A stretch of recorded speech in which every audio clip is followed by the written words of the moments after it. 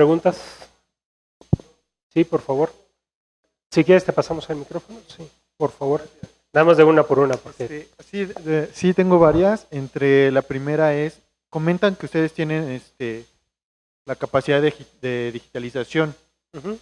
Quisiera saber si dentro de esos proyectos, tanto de la impresión 3D como de la digitalización, en el CECADET se están desarrollando proyectos de impresión 3D. ¿A qué me refiero? Se están desarrollando impresoras 3D, por ejemplo, de metal, de materiales cerámicos, de alimenticios, y también si se están desarrollando proyectos de digitalización, porque la digitalización ahorita se hace de manera muy casera, con un iPad, con un Kinect y con cámaras o otras plataformas, o la verdad es que es muy mala.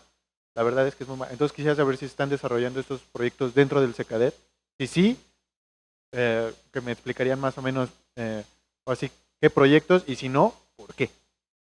Sí, te voy a contestar como el chiste de Pepito cuando le preguntan, oiga, ¿es usted indeciso? Pues sí y no. Porque en realidad sí se hace investigación relacionada con términos de digitalización, pero no desde la perspectiva de obtener un producto que digitalice, que son cosas muy diferentes.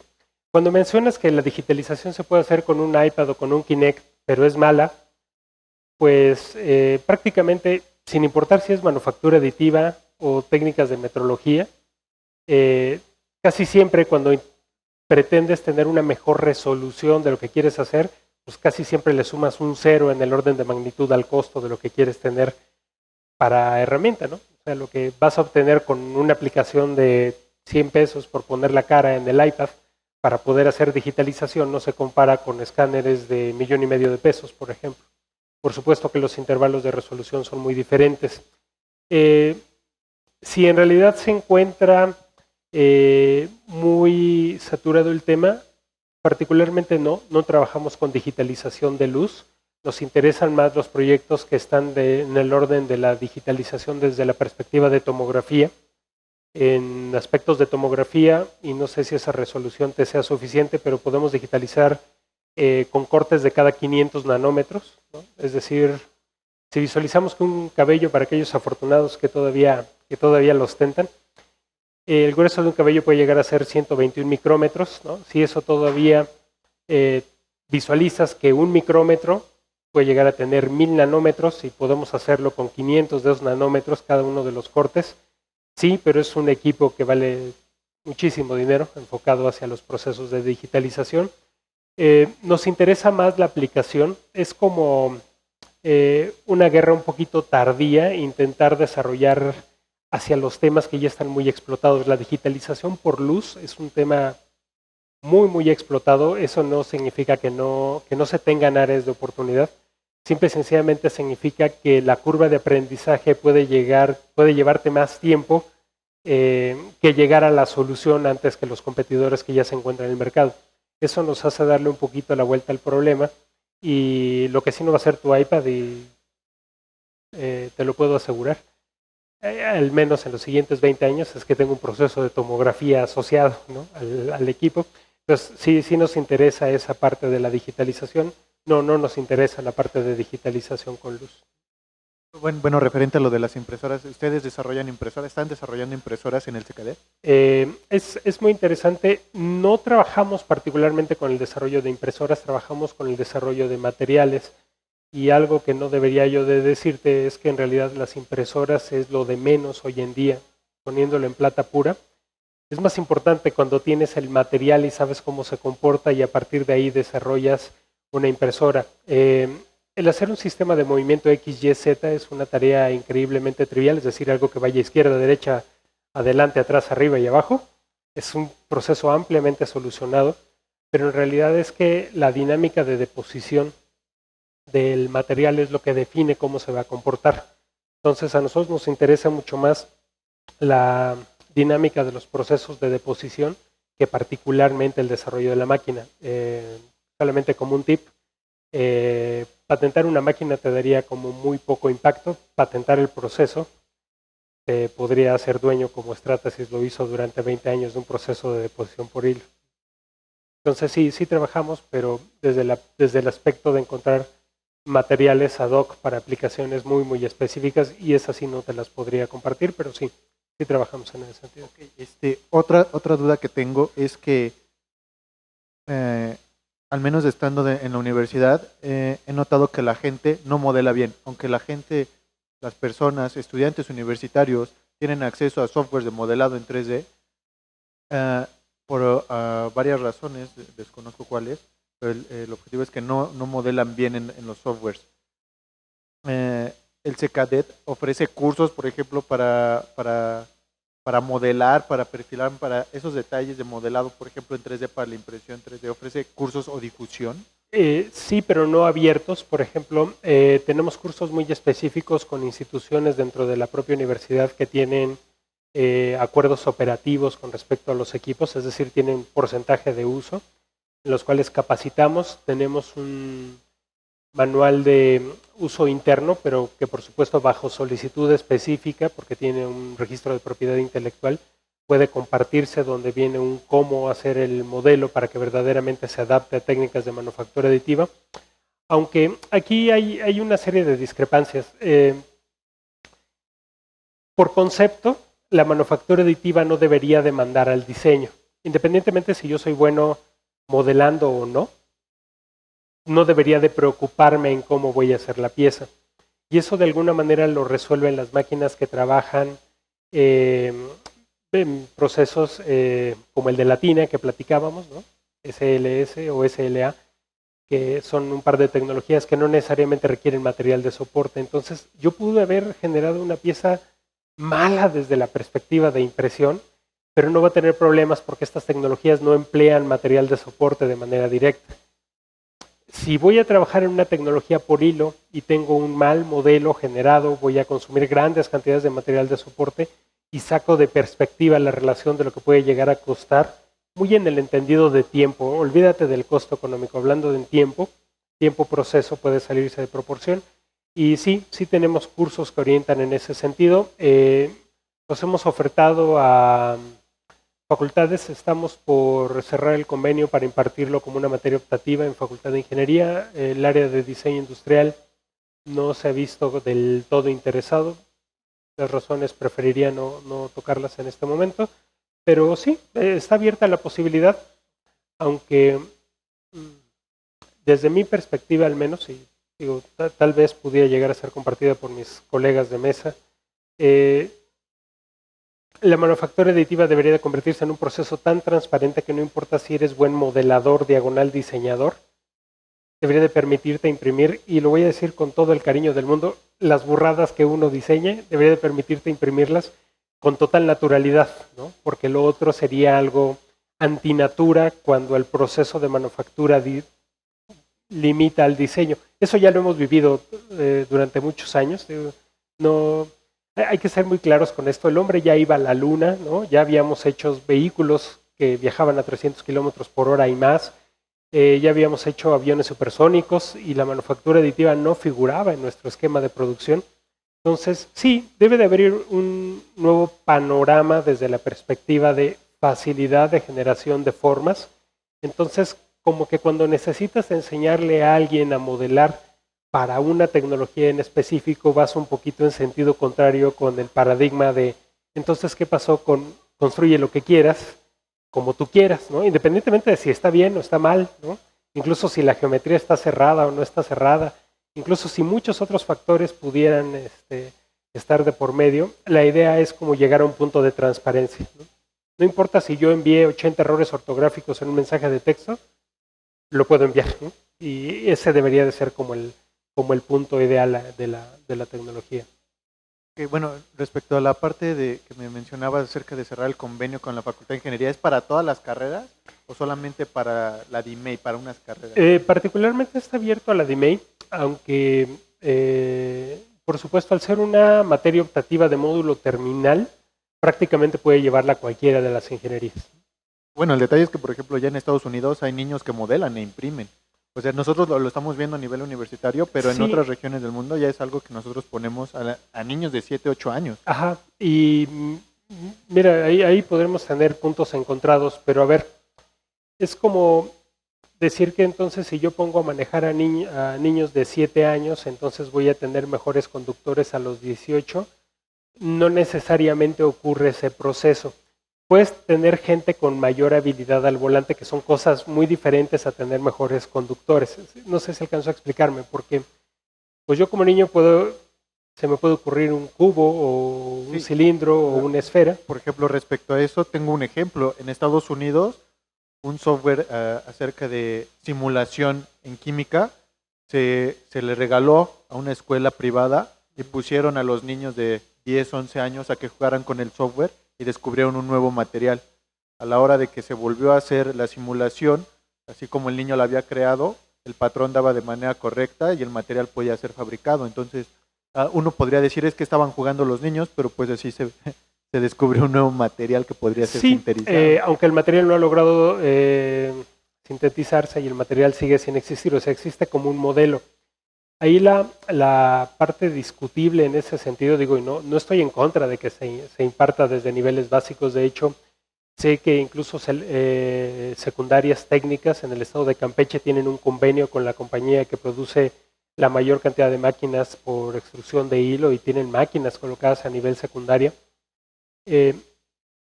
Aunque tradicionalmente es mucho el esquema de educación que tradicionalmente se imparte, tú podrías ser igualmente creativo si yo te doy un espacio para hacerlo, con o sin la manufactura aditiva. Si yo te sigo enseñando a multiplicar con el 1 por 1 es 1, 1 por 2 es 2, pues no necesariamente te estoy dando la libertad de pensamiento que se necesita para abrir el panorama. Insisto, no me considero un experto en pedagogía, lo hemos discutido en el CECADED, hay especialistas en la parte cognitiva, y es un debate muy, muy interesante. Como ejercicio psicológico diagonal didáctico, está muy abierto, y sí, todas las posibilidades y todas las herramientas para todos, aunque no necesariamente eso pudiera encajar con los esquemas de educación típicos del país. Es decir, sí, qué bueno si se hace, y cómo estimulas la creatividad en un entorno donde, si yo ahorita te pregunto, ¿qué sigue después de la secundaria? ¿Qué me dices? Lo que tú quieras. O sea, la verdad es que Sí, pero a lo mejor lo ves tú, pero el 99% de la gente contesta la preparatoria. Y cuando terminan la preparatoria, el 99% de la población contesta la universidad, ¿no? Entonces, ese es un problema, porque lo vemos como un camino estructurado, una serie de pasos que no necesariamente te llevan a una meta, mientras que tú totalmente con el bachillerato podrías decir, sí, pero a mí lo que me interesa es poner un negocio y poner un negocio de distribución de materiales para manufactura aditiva, aunque yo no haga las máquinas de momento, sí veo un potencial en la distribución de estos materiales y entonces podrías abrir ese nicho, pero no, estamos pensando en una serie de eventos encadenados, puestos de manera en serie, que si no se da A, tradicionalmente no llegas a B. Y ese cambio de paradigma es muy interesante, pero no necesariamente el colocar máquinas de manufactura aditiva podrían abrir el espacio. En ese sentido me gustaría mucho que si nos prestas el micrófono, Alberto, te contestara, porque esa charla la hemos tenido en muchas ocasiones y podemos tener incluso algunos puntos que se encuentren. Bueno, Alberto Caballero Ruiz, también integrante del grupo de manufactura aditiva del CECADET de la UNAM. Más cerca. Sí, es un punto de vista muy recomendable si lo vemos desde el punto de vista de estimulación. Es como cuando a los niños los involucras con una computadora o con una tablet desde los 3 años, ¿no? Que lo vemos y ellos intuitivamente van a poder manejar la tablet, ¿no? Y te sorprende cómo está jugando con la tablet, sabe cómo entrar, cómo salir, e inclusive comienza a tomar decisiones para bajar programas, para bajar juegos y comienza a interactuar. La parte más importante acá es la parte de conocimiento de la tecnología para el potencial que le puedas dar a ella. Sí, una cosa es, existe la máquina, existe ya, por ejemplo, esta manufactura por hilo que nos está invadiendo. Este año viene la otra manufactura que nos está invadiendo, que va a ser estereolitografía, que fue liberada también la patente y todavía ya hay unos detalles legales por los cuales y demandas por las cuales todavía no llega a una etapa de bajo costo y no va a ser tan de bajo costo inclusive como el FDM, porque el FDM es la tecnología, si lo vemos desde el punto de vista más sencilla a nivel manufactura aditiva, pero lo que está atrás es el potencial que le podamos dar. Es decir, hasta dónde puedo llegar con la tecnología. Sí, estas máquinas de bajo costo cubren un segmento de aplicaciones, pero existen muchas más tecnologías que pueden potencializar más el impacto de las mismas. Entonces, si lo hablas desde el punto de vista de tener impresoras, yo lo veo más desde el punto de vista de dar a conocer la tecnología, de enseñar a la gente a utilizar la tecnología. ¿Por qué? Porque cuando llega un usuario de la tecnología, trae la idea de que puede imprimir lo que sea con una impresora 3D. Cuando las limitantes de la tecnología pueden ir hacia los materiales o hacia el mismo principio de la tecnología. Cuando hay alrededor del mundo en la actualidad más de 40 tecnologías de manufactura aditiva que se están vendiendo y que se están comercializando. Entonces, cada una de ellas tiene un nicho de aplicación muy fuerte para determinadas demandas de la industria, de la sociedad. Entonces, el punto de vista aquí es más, y donde nosotros estamos más involucrados, o queremos estar más involucrados, es con dar a conocer la tecnología y llevar al usuario con la tecnología. Entonces, no solo es lo que puede imprimir en la tecnología de impresión 3D, como comúnmente se llama, o en la impresión de manufactura aditiva, es más allá. ¿Cómo puedo utilizar esa tecnología para dar soluciones a necesidades? Entonces, sí, en Internet vemos casos bien prácticos, ¿no? La niña que hizo su prótesis de mano y que ahora puede mover las manos en una forma más adecuada porque tenía problemas de motrices. Sí están esas partes, ¿no? ¿Por qué? Porque pudo asimilar la tecnología y pudo entenderla. Entonces, el chiste aquí es llevar más allá, no solo de imprimir una taza que se me ocurrió, o un muñequito o un juguete que yo quise hacer, sino cómo utilizo esa tecnología para dar una mejor solución a las necesidades. Sí, no sé si con eso queda contestada la pregunta, más o menos.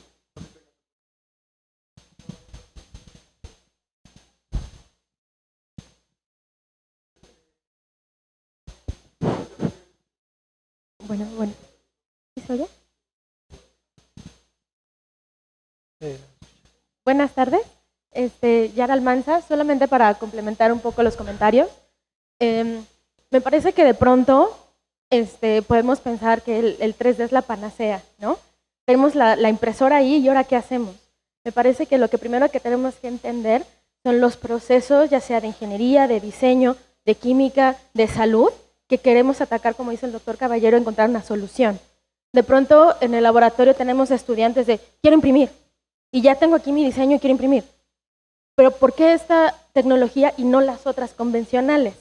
Esa pregunta tan sencilla, hay veces que no la saben contestar. El hecho de que esté disponible la tecnología no quiere decir que va a ser útil para cualquier aplicación. Entonces, como diseñadores, como ingenieros, como químicos, como médicos, primero tenemos que entender qué necesitamos resolver y después determinar si nuestra tecnología nos va a permitir llegar a esa solución. Entonces, mi comentario va dirigido a eso. Sí, definitivamente en muchas universidades del mundo se está teniendo la oportunidad de tener en contacto a los chicos desde la primaria, ¿no? Pero me parece que es como el Internet. Tú le das el Internet a un chico de 10 años y seguramente se va a meter a Facebook. Pero de ahí a que haga un uso adecuado para atender un problema tecnológico, pues difícilmente, ¿no? Entonces, desde mi perspectiva, es como conocer las limitantes, pero sin olvidar cuáles son las características que necesitamos resolver. Entonces, en la parte de diseño que dices, por ejemplo, en el caso de las aplicaciones médicas, es multidisciplinario. Tenemos que trabajar con diseñadores, con ingenieros, con médicos, con químicos, cada uno desde su trinchera. Como decía el doctor Leopoldo, no forzosamente todo el mundo tiene que saber diseño para poder imprimir, pero sí tiene que conocer que se requiere de ciertos procesos para poder completar todo el ciclo. Entonces, mi comentario es solamente dirigido hacia esa parte.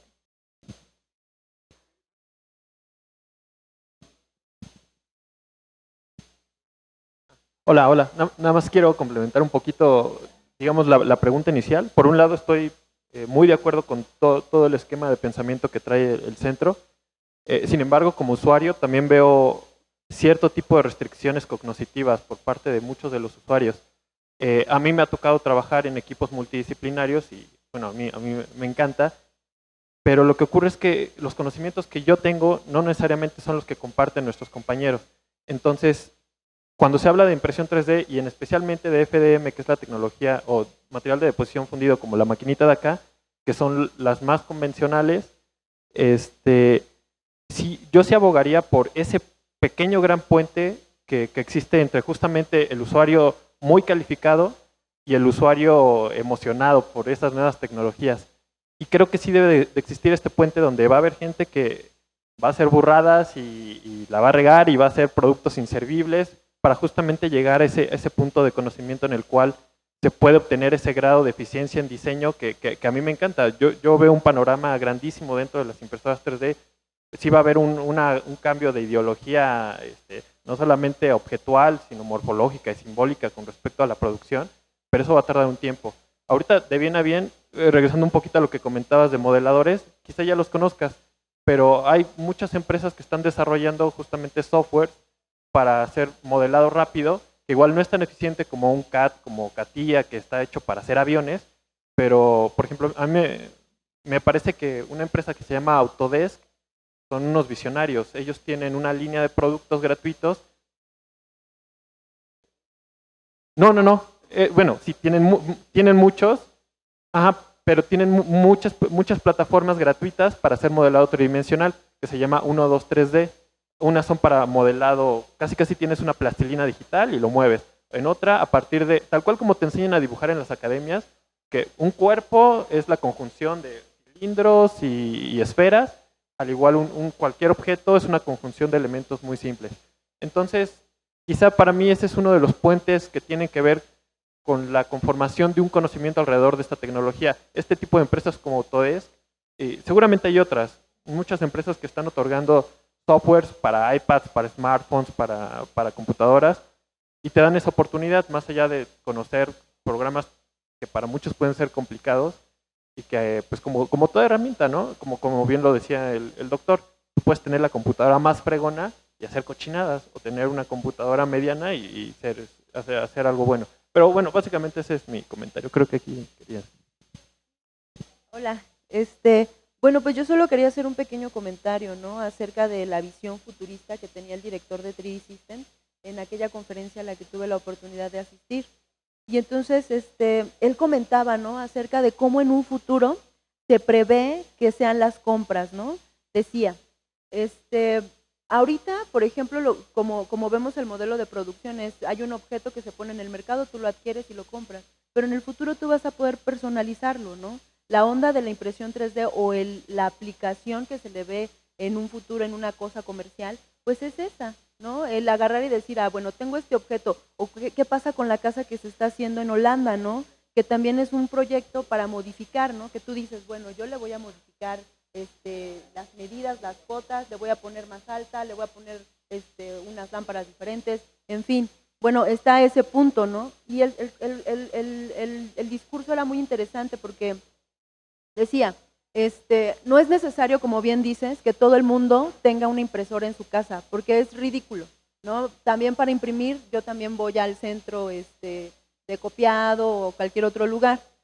Sin embargo, el que pueda haber una red como es 3D Hub, que es otro servicio que funciona en la nube, y que tú puedas estar contactado con otras personas de tu comunidad y que quieran imprimir, eso también es muy válido. O qué tal, por ejemplo, esto de desarrollar talleres experimentales en donde se conjunte la creatividad para desarrollar una pieza, a lo mejor no con una funcionalidad, porque no es el objetivo, ¿no? Que te sea funcional para una prótesis, porque para eso están ustedes, que son más profesionales de las máquinas, que finalmente tienen un alcance mucho mayor, ¿no? Son mecatrónicos, ¿no? Es así de wow.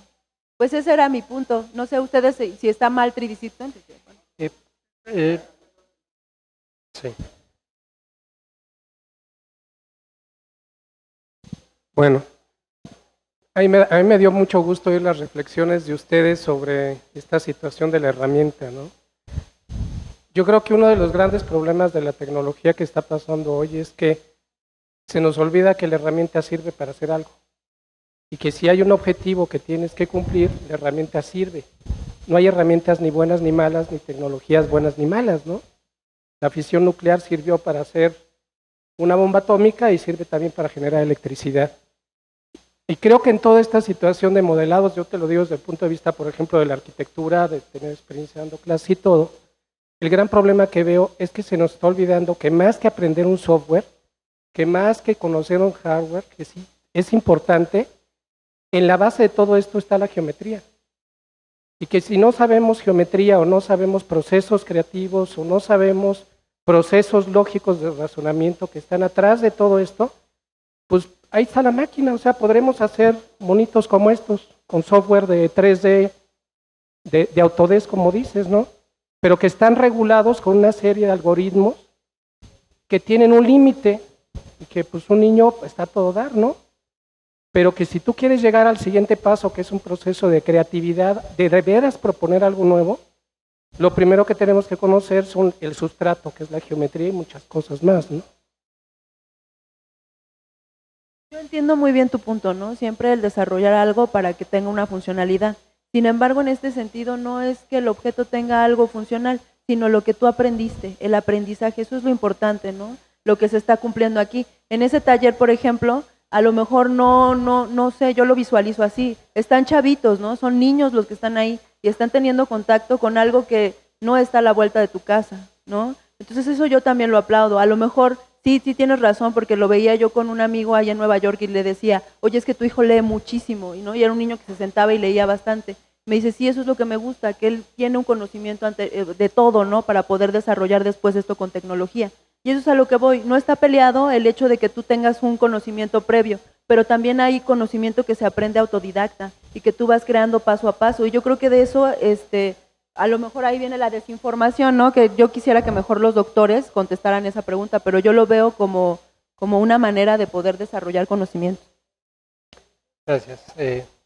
Siguen un último comentario y ahorita pasamos a intentar dar algunas perspectivas. Tengo primero una pregunta. En el caso, por ejemplo, de los polímeros que usan las piezas que generan con los polímeros, ¿esas piezas son reciclables? No. Entonces, justamente pensando en ese punto, el hecho de que nada más nos pongamos a practicar, a hacer muchas piececitas, ¿no? También tenemos que pensar en la parte ecológica, ¿no? Porque entonces, ¿qué van a hacer con todas esas piececitas que se generen, no? Digo, yo no soy de manufactura ni nada por el estilo.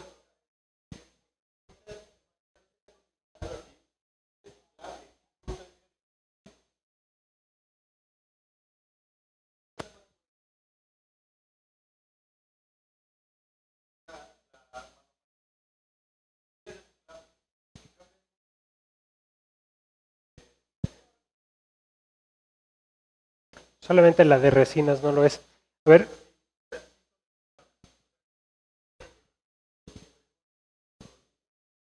Sí, tantito, Fátima. Sí, bueno. Voy a tratar de ir atrás hacia adelante. Sí, en realidad es que la perspectiva de los materiales, como bien lo mencionaba, como trabajo futuro, tal vez sea uno de los campos que tienen una mayor aplicación. Por desgracia, el porcentaje, incluso hablando de máquinas de FDM que pueden utilizar materiales reciclables, es relativamente bajo en virtud de las propiedades del propio material que estás reciclando. Trato de explicarme. Sí puedo tener muñequitos, independientemente de si tienen o no tienen una utilidad, pues están costando desde la perspectiva energética y están costando desde la perspectiva material, porque los materiales siguen sin reciclarse por obra y gracia del Espíritu Santo, ¿no? Es decir, también nos cuestan procesos y cuestan desde la perspectiva económica y cuestan desde la perspectiva de ocupar un espacio para el propio proceso. Entonces, número uno, quiero aclarar una cosa. No estamos, por supuesto, en ningún momento en contra de que esta tecnología se difunda hasta donde tenga que difundirse. Afortunadamente no es una labor que nosotros hacemos, es una función que la propia sociedad tiende a absorber, a identificarse con procesos o no. Y además me considero un mal visionario en ese sentido. Si tú me hubieras preguntado si Facebook iba a tener el impacto que tuvo, pues verdaderamente no. Digo, y prueba de eso es que yo no publico mi vida en Facebook. No porque esté en contra, simple y sencillamente no encaja con mi way of life, ¿no? Entonces, finalmente, es una condición. Entonces, número uno, no me considero un gurú de hacia dónde se dirige la tecnología. Para bien o para mal somos usuarios, y me atrevería a decir usuarios pioneros, al menos en la perspectiva país de lo que es la tecnología, y eso nos lleva a determinados puntos en los cuales sí siento que podemos tener cierta injerencia. Sí, es cierto, sería muy productivo que la gente pudiera tenerlo. Comparto totalmente la perspectiva que las tecnologías no son ni buenas ni malas, simple y sencillamente son tecnologías. Comparto lo que menciona Fátima, es cierto, abre posibilidades, lo que se mencionaba hace un momento, software libre, sí, está muy bien, o sea, no hay ninguna oposición hacia ello. El único inconveniente es justamente cuando hablamos, bueno, ok, tienes un modelo fabricado, ocupo energía, ocupo material, lo tienes construido. ¿Para qué lo quieres? No, lo quiero como una representación gráfica, sí, ya sé hacia dónde vas, Fátima, y ahorita te voy a dar el micrófono para que... sí es cierto, eso despierta creatividades y permite una parte de sensibilizarte con los propios procesos. Incluso es muy interesante un concepto tan sencillo como lo que es la resistencia de un material. Si yo visualizo esto cuando tengo muy poca edad, digo, no, pues esto es irrompible, ¿no? A grado de que intento forzarlo y de repente descubro que los materiales se rompen. Entonces, y me doy cuenta que unos materiales se rompen con menos carga que otro. Eso es un proceso que aprendemos de manera intuitiva en muchos aspectos, donde yo me doy cuenta que algunos materiales, con el hecho de que yo pretenda doblarlos, se rompen de manera más sencilla que otros. Sí, es parte del aprendizaje que tiene que darse. Mi opinión es que no necesariamente tendríamos que invertir tiempo, recursos y materiales como para construir dispositivos en ese sentido. Por supuesto, ahorita le voy a regresar el micrófono a Fátima para que dé su perspectiva. Pero cuando analizamos justamente que la aplicación es la que debería demandar el desarrollo, y en mi opinión esa es una perspectiva muy interesante. Si quieres verlo desde la perspectiva guía, incluso si tú tuvieras un grupo de kinder que les dijeras, a ver, diseñen una pieza que pueda llegar y sustituir o entrar en esta cavidad, y entonces todos tienen un fin común para resolver un problema, al menos geométrico, pues tiene un valor, ¿no? Pero lo que es muy triste, y a lo mejor no necesariamente todos los usuarios han vivido eso, es cuando te llegan los casos desesperados de mi familiar se accidentó ayer y perdió un brazo. Y necesito un brazo, pero así. Y como es mecatrónica, lo quiero integrado y quiero que tenga el menor proceso psicológico de pérdida, ¿no? Hacemos micromecánica y en alguna etapa desarrollábamos unos microconectores que podían llevar parte de información al nervio óptico.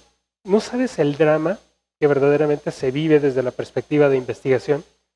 Que llegue alguien y te diga, es que mi familiar el día de ayer por un accidente se clavó una varilla y perdió el ojo, ¿no?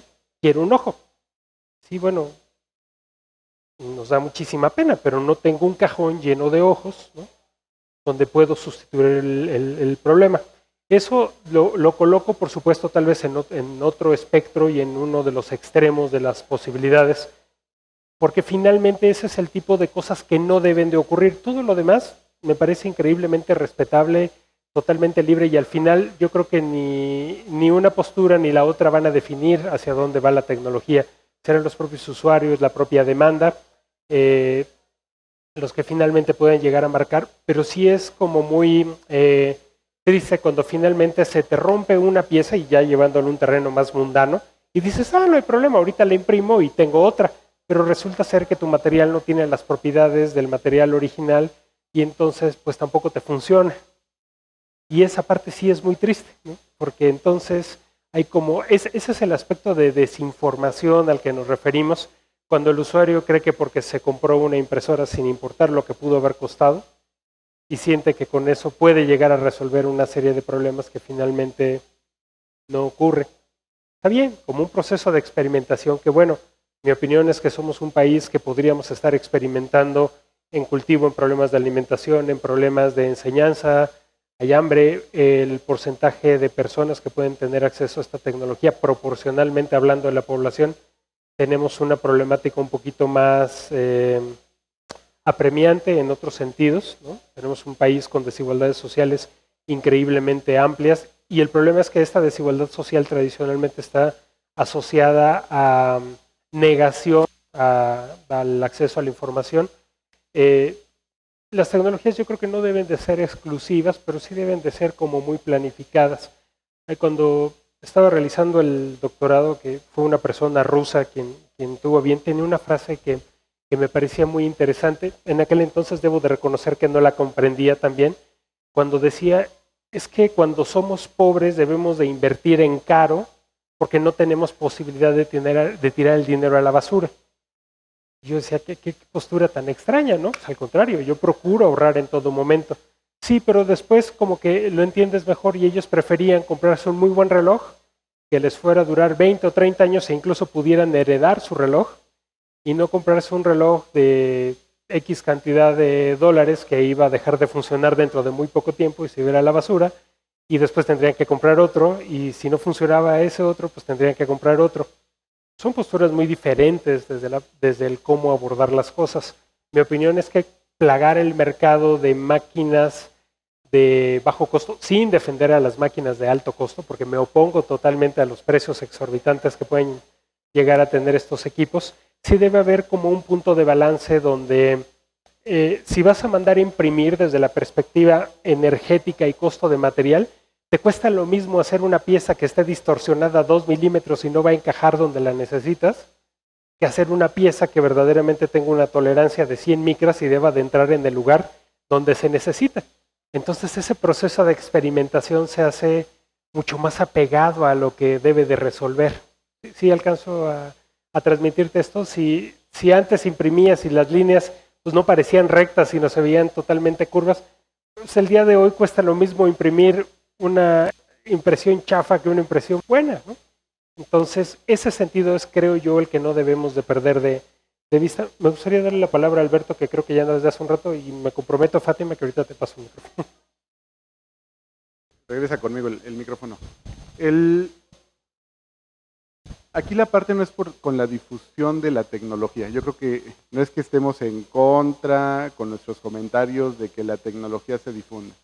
A mí me causa una gran alegría ver que un grupo de personas que tienen conocimiento de la tecnología están transmitiendo esa información a personas que es su primera interacción con la tecnología y que van a poder aprender algo más de ella.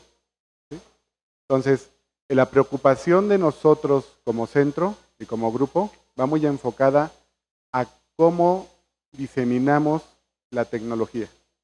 Porque inclusive hasta los mismos vendedores que te venden las máquinas estas de alto costo, muchas veces no tienen conocimiento de lo que están vendiendo. Entonces, lo que intentan venderte es una máquina que te imprime cosas. Y así es como llegan y te la venden. Oye, vas a poder hacer muchísimas cosas de las que tú habías pensado y planeado en tu vida a partir de esta máquina. ¿Es cierto? Puede ser que sí, puede ser que no. Porque como vuelvo al punto inicial, cada tecnología tiene un nicho de aplicación y de oportunidad para atender necesidades sociales, industriales, de las que trabajemos. Entonces, este tipo de foros en los cuales la gente se acerca para empezar a conocer la tecnología, yo muy agradecido y de hecho invítenme a 1, 2, 3, 10, lo que sea. ¿Por qué? Porque así la gente comienza a entender más la tecnología y para qué sirve. Es cierto, la parte del hacer las cosas a medida, en Europa hay muchas compañías que han surgido en los últimos 3 años enfocadas a que tú des un clic, elijas ciertos diseños, los modifiques a tu antojo y los mandes a imprimir y te los mandan vía mensajería. Sí, va mucho hacia allá. Aquí lo interesante es no solo esa parte de la adecuación a medida, sino también del potencial que le queramos dar a eso. Y ahí estoy totalmente de acuerdo contigo, hay que estimular la creatividad de la gente, enseñarle qué puede llegar a hacer con las máquinas. A mí, ¿sabes lo que más tristeza me da? Cuando llega una persona y me dice, quiero imprimir una pieza que es rectangular con 3 orificios. ¿No? Digo, oye, pero esto lo puedes hacer en cualquier otra tecnología, no necesitas una impresora 3D. No, pero lo quiero hacer en una impresora 3D. Bueno, lo hacemos. Entonces, aquí lo importante es cómo llevamos a la gente a estimular su creatividad para decir, diseña para el uso de esta tecnología. Aquí no tienes frontera en el diseño. y entonces puedes solucionar de mejor manera la demanda. Y entre comillas no tienes límite. Tan es así que las nuevas tendencias de la manufactura aditiva, como bien lo decía Leopoldo, son tecnologías híbridas. Seguimos trabajando con tecnología de adición de material en forma selectiva, acompañada de herramientas como una fresadora o como un torno para dar tolerancias e incrementar la funcionalidad de los elementos que vayamos creando. ¿Sí? Sí, Fátima, me comprometí a darte el micrófono y antes de eso también te voy a regalar una respuesta. Como mencionabas hace un momento de que podrían cambiarse los paradigmas de la manufactura, sí, es muy interesante siempre y cuando el mercado esté dispuesto a pagar por ello. Si el día de hoy visualizo que comprar una taza, no de diseñador, no colorida, una taza virgen, como les llaman estas famosas tazas blancas listas para serigrafía, puedo llegarlas a conseguir en 6 pesos cada taza e incluso quien me dice que menor costo. Esa taza funciona, yo le puedo agregar agua caliente, su cafecito, le pongo leche, me preparo un café y lo disfruto. Y mientras no se me resbale de las manos, esa taza puede durarme hasta que me aburra de ella. Si yo tratara de imprimir esa taza, ¿no? Utilizando tecnologías de manufactura aditiva, incluso con materiales de alta resistencia térmica, no va a costarme esa cantidad en pesos. Segundo, si al menos lo hago con tecnología de hilo, esa taza no va a estar sellada, es decir, se va a fugar el líquido por prácticamente todos lados mediante la cinética de la unión. Sí, podemos hacerlos cuando guste. Los hilos pueden hacer deposición, pero finalmente permiten el paso de líquido, entonces no va a retener los líquidos y eso ya está generando un costo adicional. Si tienes información, con todo gusto la...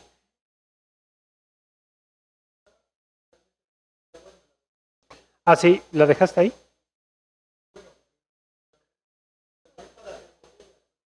Ajá. No, discúlpame, yo como tengo una cantidad de reuniones en el día, a veces me preparo un cafecito, le doy 2 tragos, tengo que salir a una reunión y regreso a las 12 del día y sigue ahí mi café. Y te puedo asegurar que no va a seguir. Por supuesto, tienen un tiempo de... No, bueno, es algo por el propio proceso de adición de material que no se va a resolver, al menos durante el proceso de adición.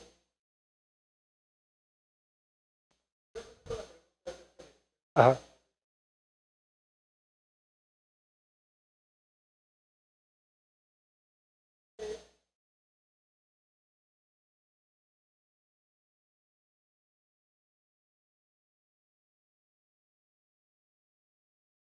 A ver, si quieres ahorita nada más permíteme termino con lo del rollo de los materiales y las perspectivas de manufactura. Entonces, las condiciones de personalización sí son muy atractivas. Además, no olvidemos que somos ya casi 7.500 millones de habitantes sobre la faz de la Tierra, cada uno de nosotros con necesidades muy específicas y los alcances de la producción que no están pensados de manera masiva encarecen de manera brutal los productos, ¿no? Nos guste o no nos guste. Y eso no necesariamente el cambio de paradigma, Amazon lo ha considerado, que el día de mañana yo compre el iPhone 10 y en realidad lo que haga es que estoy comprando un archivo y va a llegar, se va a descargar y mi máquina va a poder imprimir el aluminio de la carcasa, va a poder colocar el silicio de los circuitos, va a poder colocar el cobre que se necesite e incluso va a poder colocar los silicatos para la pantalla, ¿no? Y tener la construcción completa de ese teléfono. Yo afortunadamente espero vivir para verlo y me encantaría que ese proceso llegue. De momento no es, ¿no? Y nada más tratando de contestarte, y ahora sí, Fátima, te juro que después de eso puedes hacer tu siguiente comentario. ¿Qué características especiales necesita una máquina para construir un brazo?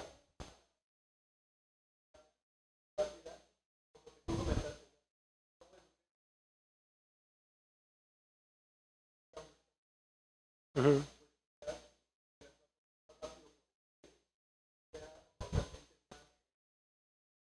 ¿De qué depende que puedas imprimir rápido? ¿De qué depende de que puedas imprimir rápido? Del material.